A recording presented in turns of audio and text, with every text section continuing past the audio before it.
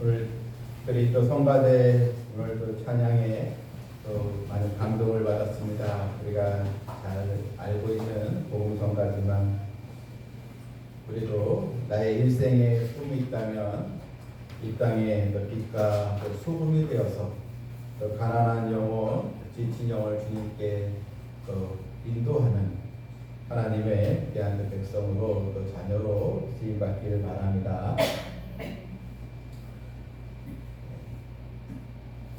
영국의 유명한 또 설교자요 또 목회자였던 마틴 로이즈 이 존슨의 목사님은 사람들에게 가장 중요한 것은 무엇인가? 그것은 영원하신 하나님과 이 관계를 맺는 것이다. 이렇게 얘기했습니다. 우리가 여러 또 부류의 사람들과 관계를 맺습니다. 또 직장 동료, 또 가족 간의 관계, 또 동창, 또 이런 친구, 또 이제 생업에 또 여러 관계로 맺는 사람들이 있는데 가장 중요한 관계는 하나님과 나와의 관계라는 것입니다. 하나님과의 관계가 회복되면 어둠의 영이 떠나가고 회개의 역사가 나타나고 치유와 또 회복의 역사가 나타납니다. 교도소에서 아주 흉악한 범죄자나 또 난동을 부리는 죄수는 독방에 이제 가둡니다. 왜 독방에 가둔 것이 죄수에게 우선 형벌이 됩니까? 인간의 본성은 늘 교제를 하도록 만들어졌습니다.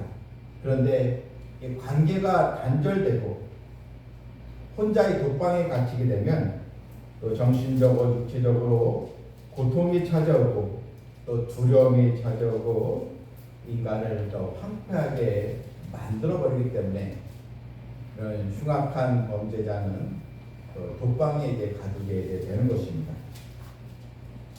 오늘날 또 교회 안에 일어나는 또 문제가 있다는 것은 요즘 홀로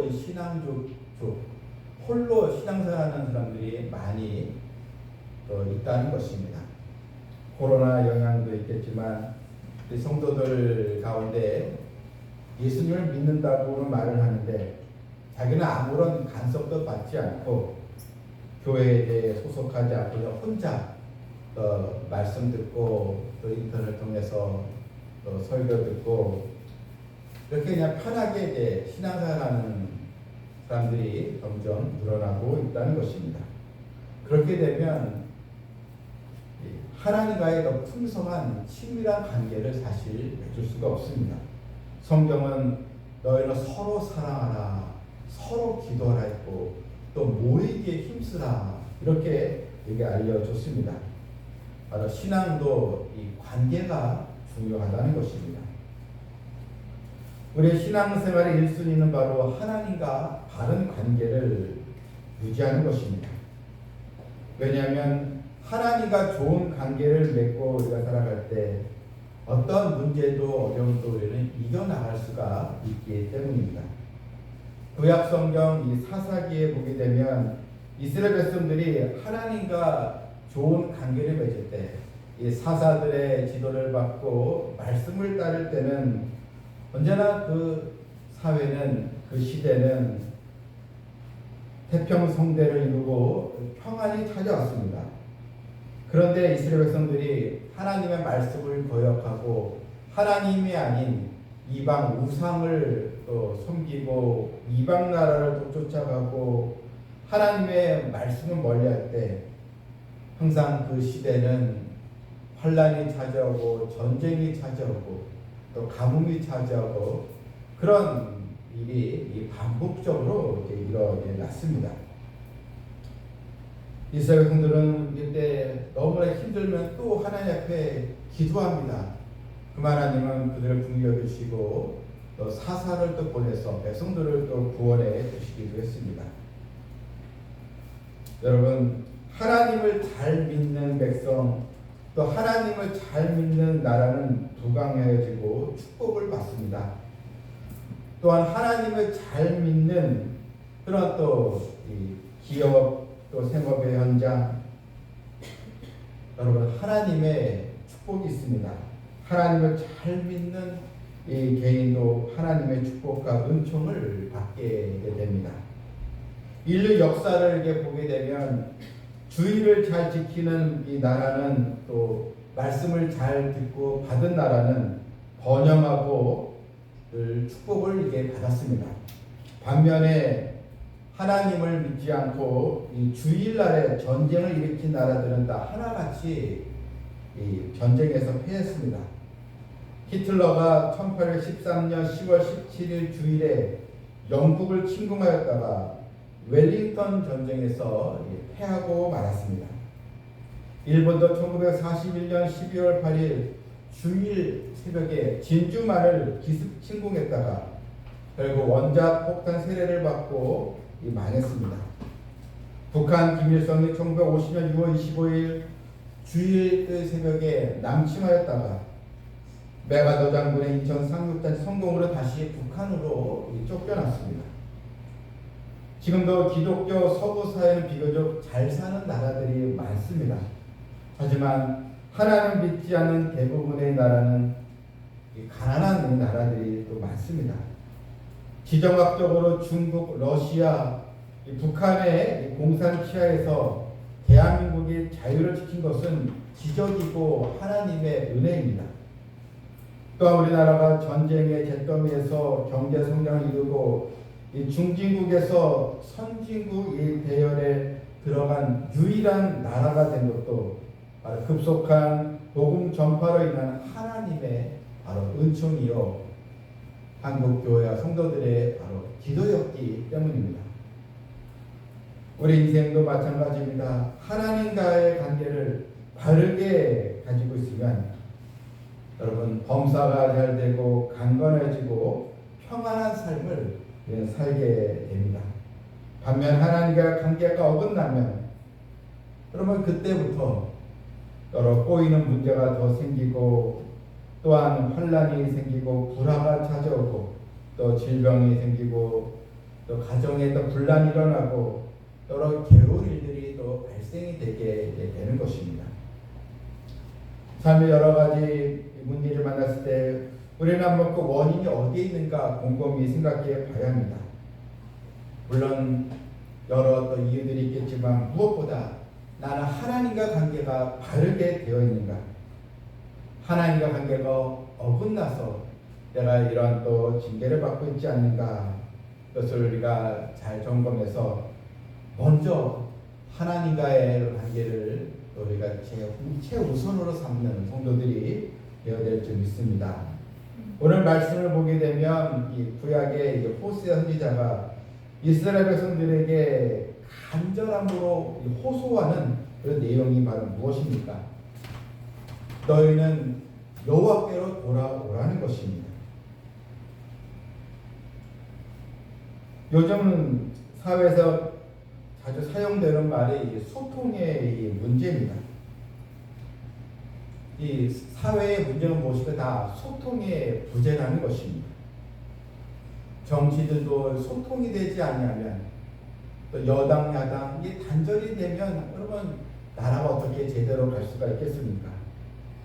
또 가정 안에 또 부부 간에, 또 부모 자식 간에 소통이 되지 않으면 어떻게 여러분 가정이 평안해질 수가 있겠습니까? 또 직장에서 동료나 상하의 관계에서 잘 소통이 되지 않으면 어떻게 그 회사가 잘 운영이 될 수 있겠습니까? 소통이 되지 않으면 갈등의 요인이 더 생기고 결국은 그 관계도 무너지게 되는 것입니다. 우리도 어떻게 하면 이 하나님과 관계를 회복할 수 있을까? 오늘 본문에서 먼저 첫 번째로 말씀을 가지고 하나님께 돌아오는 것입니다. 내 하나님 여호와께로 돌아오라. 내가 불의함으로 말미암아 엎드려졌느니라. 이 불의함으로 말미암아, 즉 이 죄로 말미암아 엎드렸다. 하나님과 관계가 지금 단절되어 있다는 것입니다. 그것을 회복하기 위해서 먼저 너는 말씀을 가지고 여호와께로 돌아와서 말씀을 가지고 하나님께 돌아오라는 것입니다. 말씀을 가지고 돌아올 때 따라오는 것이 바로 이 회개의 역사입니다. 회개는 죄로 인해 끊어진 하나님과 관계를 회복하는 바로 첫 걸음입니다. 우리는 진정한 회개를 통해서 하나님과의 그런 또 관계가 또 좋고 또 친밀한 관계로 형성이 바로 다시 되는 것입니다. 그리고 여러분, 이 말씀이 바로 회개케 하는 능력이 있습니다. 히브리서 4장 12절에 하나님의 말씀은 살아있고 활력이 있어 좌우의 날선 어떤 검보다도 예리하며 혼과 영과 및 관절과 골수를 찔러 쪼개기까지 하며 또 마음의 생각과 뜻을 판단한다 했습니다. 하나님의 말씀은 살아있습니다. 하나님의 말씀이 그 영혼을 변화시키고 그 사람을 또 바꾸게 만듭니다. 하나님의 말씀은 바로 운동력이, 활동력이 있다는 것입니다. 말씀은 살아있는 모든 것을 다스리고 움직이는 바로 힘이 있기 때문에 너는 말씀을 가지고 하나님께로 돌아오라는 것입니다. 예수님은 요한복음 14장 21절에서 나의 계명을 지키는 자라야 나를 사랑하는 자니 나를 사랑하는 자는 내 아버지께 사랑을 받을 것이요 나도 그를 사랑하며 그에게 나를 나타내리라. 나의 계명, 하나님의 말씀에 순종하는 자가 진정으로 나를 사랑하는 자다. 그럼 그 자는 하나님께로부터 사랑을 받는다. 예수님의 이 말씀입니다. 중세 시대의 성자라고 하는 성 어거스틴은 청년 때, 청소년 청년 때에 방탕한 생활을 했습니다. 근데 어떻게 바뀌었습니까?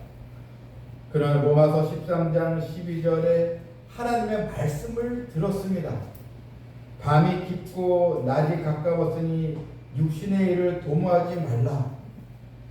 이런 말씀을 듣고 그가 변화가 생기게 된 것입니다. 종교개혁을 시작했던 마틴 루터도 그런 두려움 속에 그런 가톨릭 사자들의 협박이 그는 큰 죽음의 뒤에 있었지만 로마서 1장 17절 오직 의인은 오직 믿음으로 말미암아 살리라. 말씀의 힘을 얻어서 종교개혁을 이룰 수가 바로 있었습니다. 알버트 슈바처의 박사는 어떻게 아프리카 의료 선교사가 되었는가? 그는 누가복음 16장에 나오는 부자와 나사로의 비유 말씀을 읽다가 이 거지 나사로 같은 삶을 사는 불쌍한 아프리카 사람들을 보면서 마음에 도전을 받고 아프리카에 가서 나는 평생을 헌신하리라. 그래서 선교와 또 의료로 많은 영혼들을 구원을 하게 된 것입니다. 매주일 말씀이 선포됩니다. 여러분, 선포되는 이 말씀, 나를 생명의 물로 인도하는 그런 말씀으로 우리가 받고 은혜를 여러분들 받고자 하는 그런 열망을 가지시길 바랍니다. 두 번째로 하나님 관계 회복하기 위해서는 진실한 입술의 고백, 즉 진실한 신앙 고백이 있어야 한다는 것입니다. 2절에 보게 되면 2절 그 끝에 보게 되면 우리가 수송아지를 대신하여 입술의 열매를 주께 드리리다. 입술의 열매는 무엇입니까? 이 수송아지는 제물 중에서 가장 비싸고 귀한 것입니다. 이 수송아지로 이 속죄 제사를 드렸는데 하나님은 원하시는 것이 그냥 너희들이 그냥 수송아지를 잡아서 제물을 드리고 그런 마음이 없는 그런 제단, 나는 필요하지 않다. 나는 너희들의 진실한 고백, 입술의 열매, 진실한 신앙 고백을 나는 원한다. 이게 이제 하나님의 마음입니다. 하나님은 이 거짓된 입술, 위선적인 그 신앙을 거기에 하나님 속지 않으십니다. 이사야서 29장 13절을 보게 되면 이 백성이 입으로는 나를 가까이 하며 입술로는 나를 공경하나 그들의 마음은 내게서 멀리 떠난다니 그들이 나를 경외하는 사람의 계명으로 가르침을 받았을 뿐이다. 거짓 입술, 하나님 거기에 속지 아니하십니다. 그래서 입술의 열매, 바로 우리 말과 행동이 따라오는 입술의 그 열매, 진실한 신앙 고백을 통한 하나님과의 관계, 이것을 하나님은 원하시고 계시는 것입니다.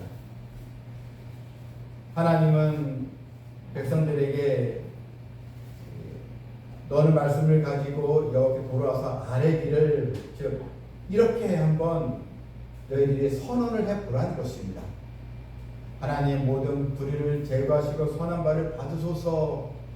3절을 보니 우리가 아수르의 구원을 의지하지 아니하며 말을 타지 아니하면 다시는 우리의 손을 만든 것을 향하여 너희는 우리의 신이라 하지 아니하오리니 이런 보아가 주로 말미암아 국리를 얻음이니이다 할지니라. 이렇게 하나님을 향해서 믿음을 고백하고 돌아오라. 이것이 바로 하나님께서 백성들에게 명령하신 것입니다. 아수르라는 이 강대국에 너희들을 구원하는 것이 아니라는 것입니다. 하나님은 이렇게 호세 선지자를 통해서 백성들에게 돌아오라고 외치도록 했습니다. 하지만 우리가 구약 성경을 보면서 이 백성들은 하나님의 음성에 귀를 기울이지 않았습니다. 돌아오라는 호선지자의 그런 강력한 경고에 그냥 귀를 이제 막았습니다. 결국 하나님의 엄중한 심판을 받았고 헛된 우상을 쫓아감으로 이스라엘은 기전 722년에 그들이 그렇게 의지했던 아수르에서 완전히 나라는 멸망을 하고 맙니다. 북이스라엘은 없어지고 말았던 것입니다. 하나님과 나와의 관계가 어떠한가 점검해보는 7가지 질문이 있습니다. 제가 7가지 질문을 한번 말씀드리니까 여러분은 나는 얼마나 해당될까 한번 생각해 보시기 바랍니다. 하나님과 나의 관계가 어떠한가 점검해보는 질문 7가지. 첫 번째는 매일 나는 정기적인 기도 시간을 하나님께 드리고 있는가?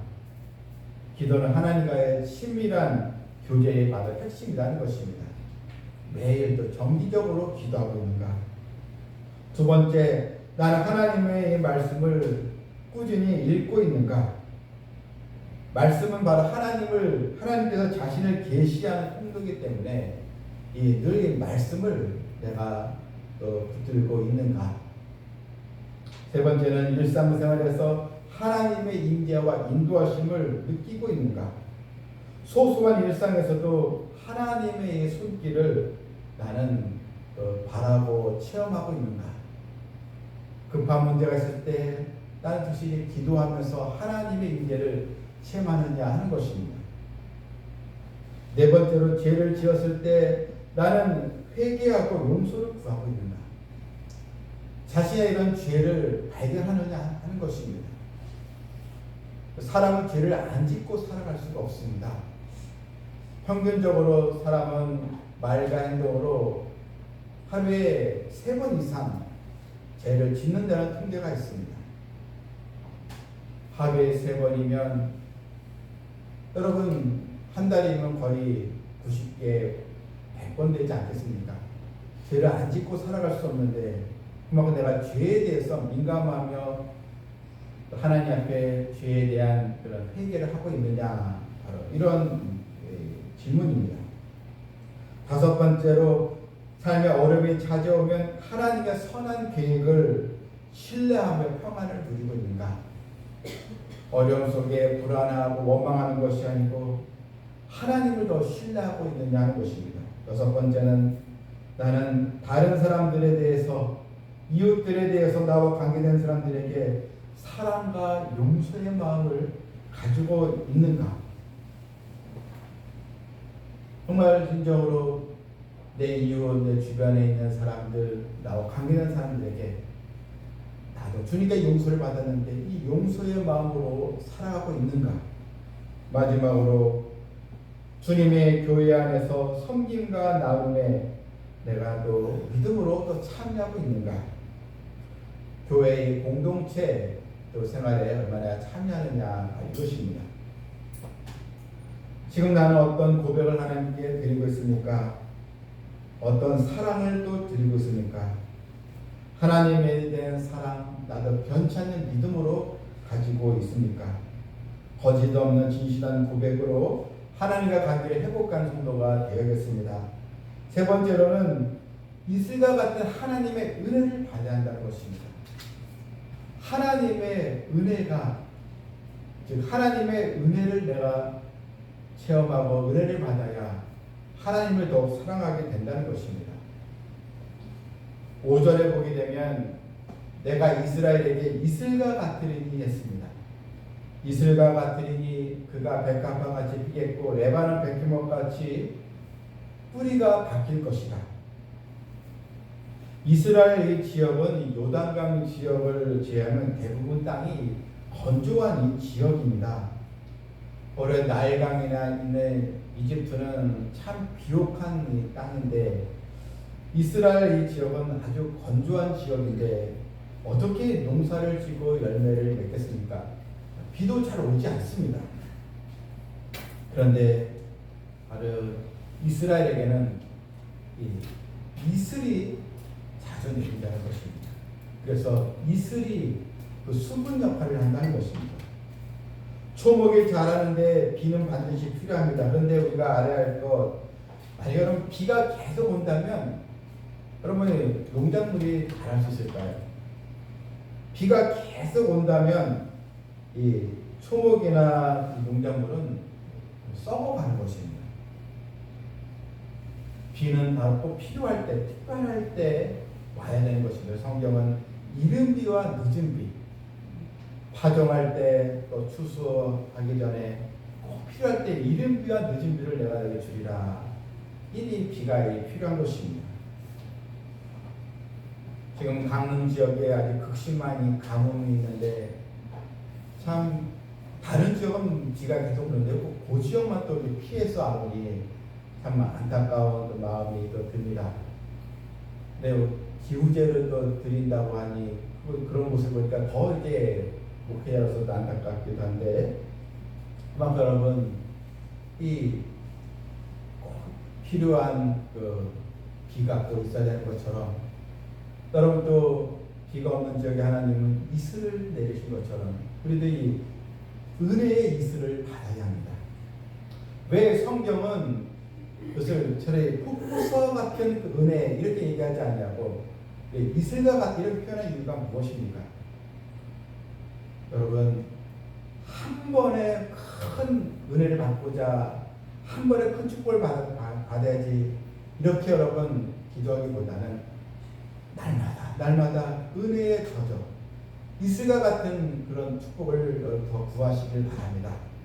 내가 한 번에 바뀌는 은혜, 한 번에 막 뒤집혀지는 그런 은혜, 막 불같은 그런 은혜 이렇게 여러분 구하는 것보다 하나님 날마다 이슬과 같은 하나님의 그 촉촉한 은혜를 더 사모합니다. 이렇게 여러분 꼭 기도하시길 바랍니다. 어느 선교사님이 이집트와 이스라엘 지역을 이제 여행을 했는데 이집트에 가보니 여러 도시들이 있고 건물이 있는데 참 외벽이 지저분하고 아주 깔끔하지 못했습니다. 그런데 같은 이 건조하고 사막 지역인데 이스라엘에 오니 이스라엘 건물들이 아주 비교적 깨끗해졌다는 것입니다.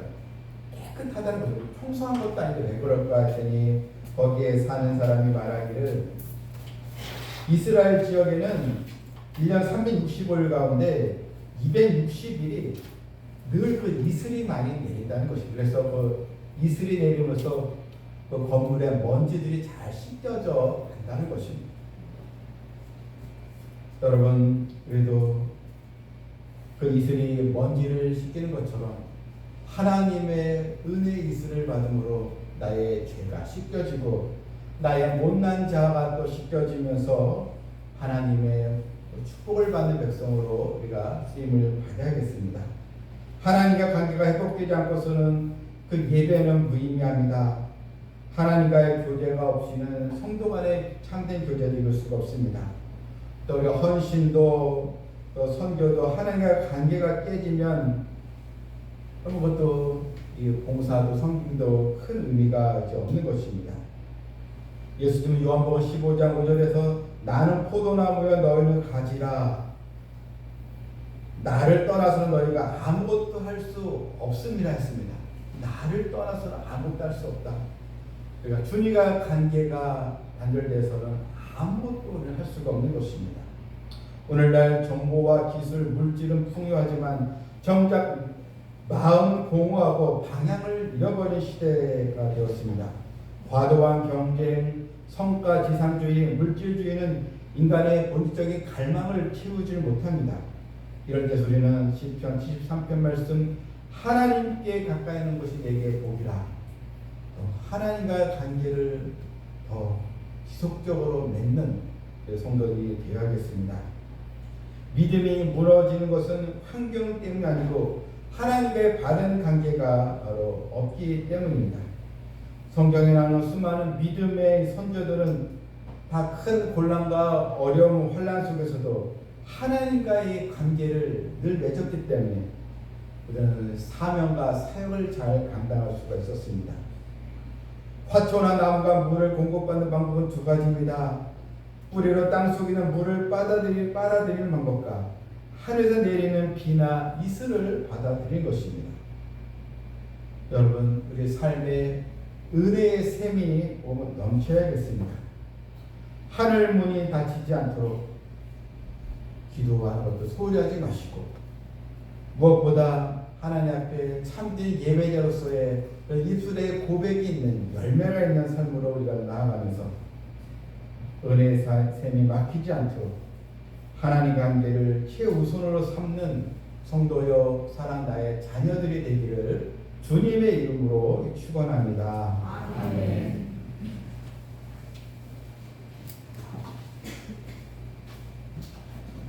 사랑과 은혜가 풍성하신 하나님 아버지, 오늘도 귀한 말씀을 주셨사오니 종과 우리 성도들 우리는 다 같이 날마다 이슬과 같은 은혜를 사모함으로 우리의 삶이 입술에 열매를 맺는 축복의 삶으로 하나님 만들어 주시고 하나님과의 관계가 더욱 친밀해지는 우리 성도들 다 되게 하여 주시옵소서. 예수님의 이름으로 기도하옵나이다. 아멘.